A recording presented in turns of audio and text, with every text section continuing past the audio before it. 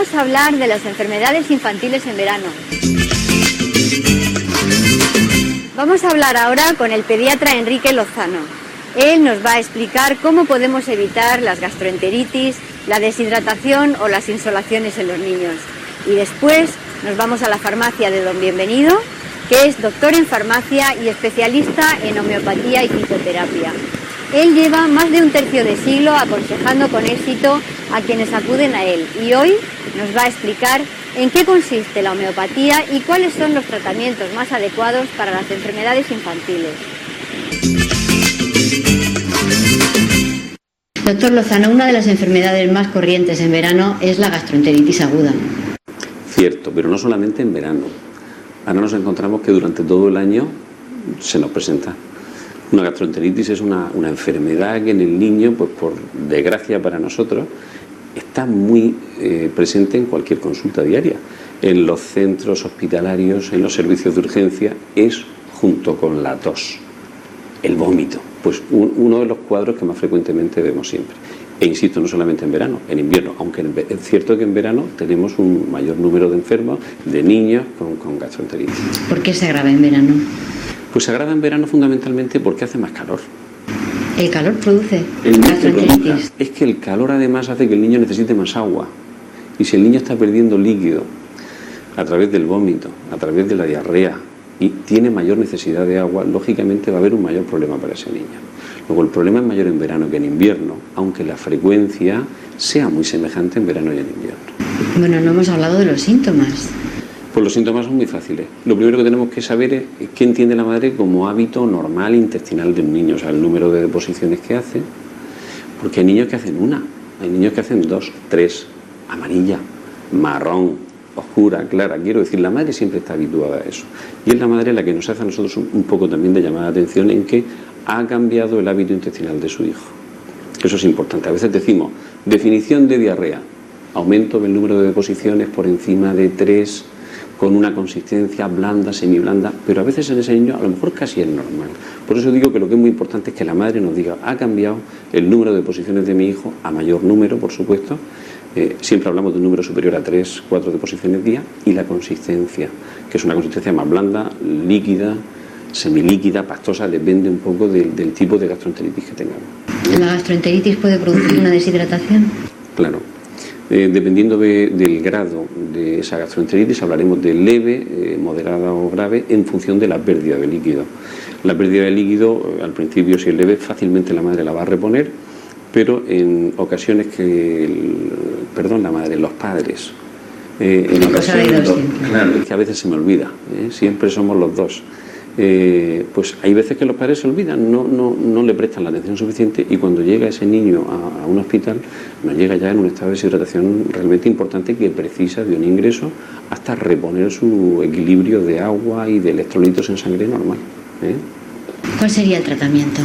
El tratamiento es muy fácil.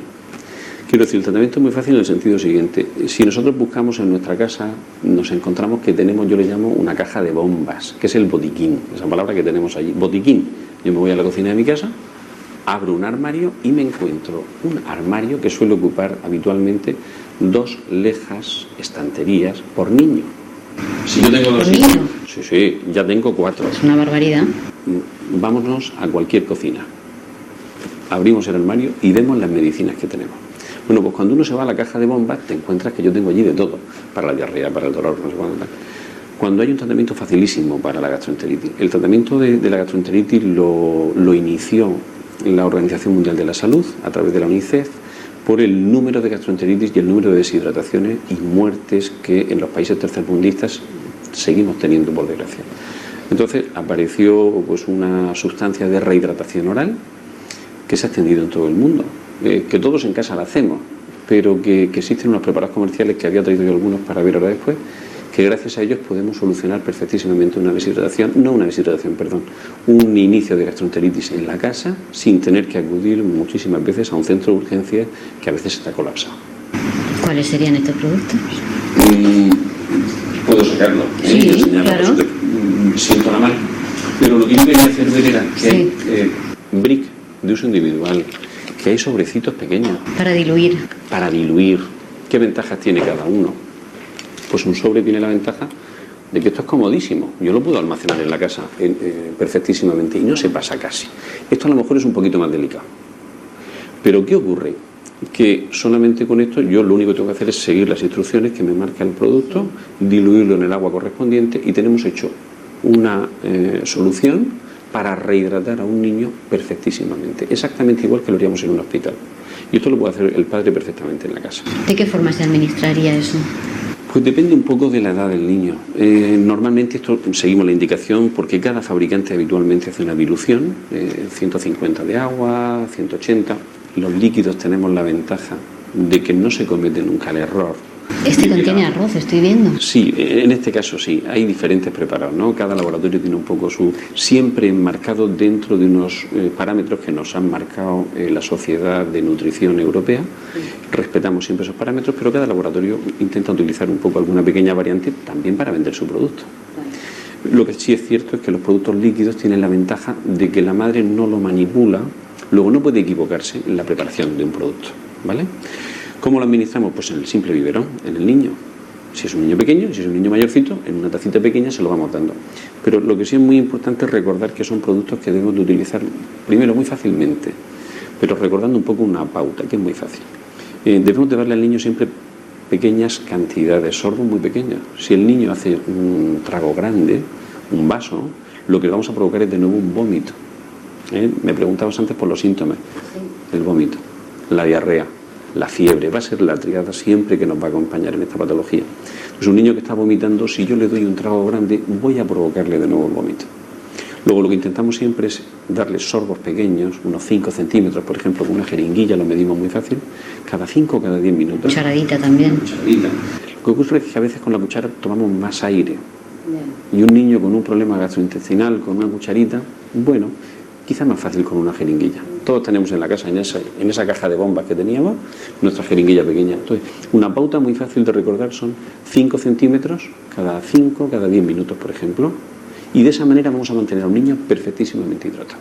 Nunca vamos a tener, en principio, si lo hacemos bien, que ir a un hospital apurados con una situación ya de mayor gravedad. ¿En qué casos habría que llevar al niño a un hospital? ¿Qué síntomas debe reconocer un padre o una madre? Pues lo primero de todo es ver que el niño tolera lo que yo le doy. Hablamos de tolerancia gástrica. Yo tengo en casa mi medicina mágica, se la voy a dar al niño, empiezo a darle al niño, pero conforme se la voy dando, el niño vuelve a vomitar. El niño vuelve a hacer una deposición. Vuelvo a darle, el niño vuelve a vomitar. Indudablemente ese niño no está reteniendo. Las pérdidas que tenemos de líquido son mayores que lo que nosotros le estamos dando al niño. Luego el padre tiene que ser consciente de que eso no funciona. Lo primero que tenemos que hacer es acudir a nuestro centro de referencia más cercano y que sea el propio pediatra quien nos oriente la actitud a seguir. Pero indudablemente con la cabeza lógica de decir, oye, ¿cuánto gano? Líquido que le doy, ¿cuánto pierdo? Líquido que sale. Si no estamos equilibrados, ojo. Indudablemente vamos a ver cómo tiene la boca, está seca o no, le vemos la saliva clara, le vemos los ojos, están brillantes, no están brillantes, tiene más lágrimas. Si es un niño pequeñito, le vemos la fontanela, si se le ha hundido, por ejemplo, la piel, si la tiene turgente, o por el contrario, si tiene ya una piel un poquito más seca, más mate, no le hacemos un signo fácil de pliegue. O sea que va a depender un poco de la edad del niño, pero lo que es indudable es que la lógica del padre y la madre son siempre los mejores acompañantes para no llevarnos un susto posterior. No hemos hablado de la limonada alcalina, que es un remedio muy casero también, ¿no? La limonada alcalina es la madre de esto. La madre de esto. La madre de esto. Yo hacía referencia antes a que hace ya casi 40 y tantos años fue la Organización Mundial de la Salud la que puso en marcha un programa para prevenir la gastroenteritis, sobre todo en zonas de hambruna. ¿Por qué? Porque la utilización del agua que utilizan allí muchas veces es agua no potable y entonces se provocan enormes casos de gastroenteritis. Entonces hizo referencia a la limonada alcalina. Aquí le llamamos limonada alcalina y era una solución que consta de 1 litro de agua, un poquito de limón, es citrato, es un cítrico, le ponemos luego azúcar, glucosa, un azúcar básico, y le ponemos un poquito de sal. Las proporciones exactas eran 1 litro de agua, 4 cucharadas rasas de azúcar y media cucharada de sal. Lo que ocurre es que hay veces que la madre, con el ansia de que el niño tomara algo más, Le vamos a poner 3 cucharadas más. Y la abuela, que no la veía, por detrás también le ponía otra cucharada más, con lo cual lo que le dábamos al niño era realmente, pues a veces hasta mermeladas, o a veces alimentos salados. Si era salado el niño no lo quería porque estaba malo. Si era mermelada el niño se lo tomaba, pero empeorábamos el cuadro gastrointestinal. Luego, hace 20 años utilizaron la limonada alcalina, por supuesto. Pero a día de hoy, teniendo un centro farmacéutico muy cercano a casa, cualquier persona en 15 minutos puede tener en la casa una medicación muy sencilla de utilizar, que no nos va a llevar a ningún riesgo en el caso de utilizarla, y que sí que nos va a reportar una ayuda enorme a ese niño. Muy bien. ¿Los niños alimentados a biberón son más propensos a padecer una gastroenteritis? Pues claro que sí, tenemos que fomentar la lactancia materna desde todos los puntos de vista, y qué paradoja que en el siglo XXI estamos haciendo ahora congresos para fomentar la lactancia materna. O sea, llevamos 21 siglos hablando del pecho y ahora resulta que tenemos que intentar volver a estimular la utilización del pecho en el lactante. Todo niño con las defensas maternas gracias a la lactancia pues va a permanecer mucho más inmune, más defendido, entre comillas, ante cualquier patología. El 80%, o sea, de cada 100 niños con gastroenteritis, 80 están producidas por un virus, generalmente un rotavirus. ¿Qué ocurre? Que ese niño va a tener una mejor defensa si ha estado amamantado por su madre. Luego es otro motivo más para fomentar la utilización del pecho, pues hasta que podamos, hasta los 6, 8, 10 meses o incluso hasta el año de edad. Pero indudablemente el niño con lactancia materna es un niño mucho más protegido para la gastroenteritis y para cualquier otra patología. Bueno, otro de los problemas que pueden tener los niños en verano, evidentemente, son las quemaduras solares, la insolación, problemas en la piel. Claro, y está muy bien esa pregunta. Ahora nos encontramos con que, por un lado, lo único beneficioso que encuentro, los nuevos juegos que tenemos en los niños. Los juegos. La Play, la DS, todas estas maquinitas que utiliza el niño, que estamos en contra de ellas, pero que para esa pregunta que me haces, pues es lo único que puedo decir. Mira, por lo menos el niño lo tengo en casa, porque ahora mismo hacen 37 grados y está en la casa momentáneamente jugando con la maquinita. Pero cuando el niño se cansa de la máquina, se nos va a la calle. Y es cuando entonces llega el momento un poquito más difícil, y es las horas de sol que el niño va a recibir. Hay zonas como la nuestra, por ejemplo, en la cual el clima es un poquito difícil, la temperatura que tenemos es una temperatura fuerte, y que a veces a nosotros se nos olvida, estando en la playa, que el niño está allí. Y a lo mejor le hemos protegido el sol muy bien, le hemos colocado una cremita barrera fenomenal, pero como yo estoy hablando con el que está al lado mío, pues a mí se me pasa que hay que volver a reponerle la crema a ese niño. Y el niño sigue al sol.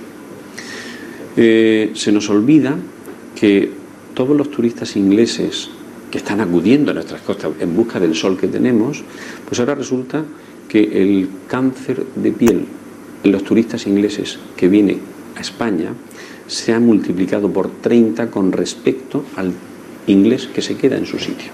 ¿Qué significa? Que nuestro sol, que es buenísimo para algunas cosas, indudablemente hay que hacer una protección sobre él. Hace muy poquito preguntábamos a un dermatólogo en Barcelona sobre cuál era la mejor crema, la mejor barrera para el niño en cuanto a protegerlo del sol. Que nos dijera, por favor, una crema específica. Y él nos decía que la mejor barrera que hay es no poner el niño al sol hasta los 2 años de edad. Ni gorritos, ni sombrillas. Pues indudablemente yo voy a ir a la playa, vamos a ir a la playa, pero hay que llevar el gorro, hay que llevar la camiseta, hay que llevar la sombrilla, hay que llevar el biberón del agua. Cuando el padre ve la sombrilla, el gorro, el biberón, la silla de la madre, hay un momento que el padre dice, bueno, no sé si ir a la playa. Pero se le quitan las ganas. Se nos quitan las ganas. Pero indudablemente o protegemos al niño, o tenemos que recordar que la piel tiene una cosa que se llama memoria. Es que empieza a memorizar las horas de sol. Personas morenas como yo, que bueno, nos defendemos medio, pero hay personas con una piel más clara, con lo cual el sol va a hacerle mucho más daño. Y van a ser personas, o vamos a ser personas, que si de pequeños no nos intentamos proteger del sol, vamos a tener una muchísima mayor incidencia de cáncer de piel. Y hablamos del melanoma, que es hoy día uno de los tumores con mayor agresividad y mayor malignidad. Luego, protección solar siempre, por favor, recordando que cada 2 horas hay que volver a reponer al niño, recordando que deben de ser siempre, llamamos sumergibles, para que el agua, el sudor no nos las quite. Y siempre media horita antes de ir a la playa debemos de utilizar ese protector solar, pero con gorro, indudablemente, con camiseta y con la sombrilla el rato que esté con nosotros. Con todo. Con todo. Muy bien. ¿La arena produce problemas en la piel? Pues ahora resulta que la arena pues tiene que ser buena, porque como hemos protegido tanto al niño, el niño ahora tiene muchísimas alergias. Ahora resulta que nosotros somos los culpables de que también el niño tenga ese número tan elevado de procesos alérgicos. Pues la arena, si es una arena de playa normal, ¿qué pasa si el niño se sienta en ella? Absolutamente nada. Somos nosotros. Cuidado, no te pongas. ¿Pero por qué? Vamos a dejar que ese niño se cuide. Otra cosa es que haya un bichito que le provoque una picadura, por supuesto, o que tengamos medusas en la playa, que a lo mejor tenemos aquí en esta zona, que también va a tener su propia patología, pero en principio no hay por qué tener un cuidado excesivo. Recordemos sí que el agua dulce luego al subir a la casa sí tenemos que utilizarla como limpieza de esa piel, pero recordando, sin jabón. ¿Sin jabón? Vamos a ver, el jabón es un desengrasante. La arena no tiene grasa, la arena es arena. Luego con simple agua, perfectamente, vamos a quitar la arena de la piel. Pero si yo y la sal también. Claro, no es grasa, es sal. Luego el jabón cuando yo me manche de grasa, por supuesto, pero si no lo que estamos haciendo es quitar todavía grasa a la piel, que esa grasa nos defiende a nosotros. A veces nos pasamos con eso. En los niños pequeños se nos olvida. Yo cuando veo a esa madre que viene con la toallita, que le pasa la toallita, y mire usted, y le voy a volver a pasar porque es que parece que no se le ha quedado. Pero si eso es una agresión. Parece que competimos a ver qué madre es más limpia. La toallita limpia esto de maravilla. Esto me lo limpia de maravilla, pero el culo del niño, el agua es maravillosa y la mano es fenomenal. Y el niño no tiene glándulas que produzcan un sudor importante. Luego, con simplemente agua, vamos a limpiar ese culo perfectamente. Luego vamos a hacer higiene con agua y cuando sea preciso pues el jabón, pero también en su justa medida. Muy bien. ¿Qué opina de las vacunas? Bueno.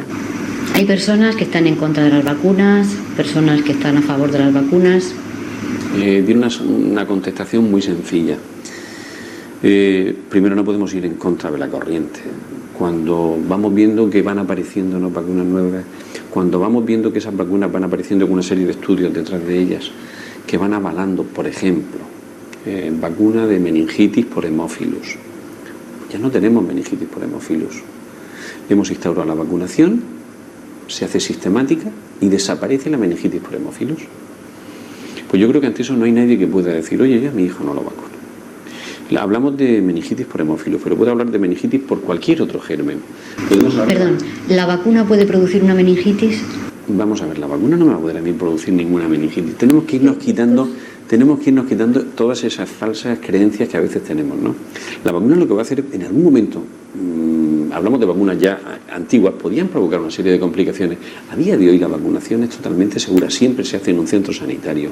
La madre debe de recordar que tiene obligación de permanecer 30 minutos después de la vacuna en ese centro, que a veces se nos olvida, por si aparece una complicación. Pero a día de hoy es rarísimo tener una complicación, es mucho mayor la complicación que puedo generar a un niño por no vacunarlo que el hecho de vacunarlo en sí. Luego recordemos, ahora cuando el niño entra al cole, cada vez entran más pronto al colegio los niños, ya los tenemos a los 3 años. Lo primero que nos piden a nosotros es un certificado médico. Y ese certificado médico debe de decir que ese niño lleva el calendario vacunal establecido para nuestra comunidad, para nuestro territorio. ¿Qué significa? Que si ese niño no está vacunado, yo no puedo certificarlo. Luego no podemos ir en contra. Luego lo van a aceptar en el colegio. Lógicamente es una escolarización obligatoria. Luego recordemos, desde el punto de vista sanitario es imprescindible incorporar todas las nuevas vacunas a nuestro entorno. Y en segundo lugar, es que es obligatorio. Más cosas. Pues nada más, esto ha sido todo. Encantado. Muchísimas gracias. Cuando quieran nos volveremos a ver. Otro día volveremos. Gracias.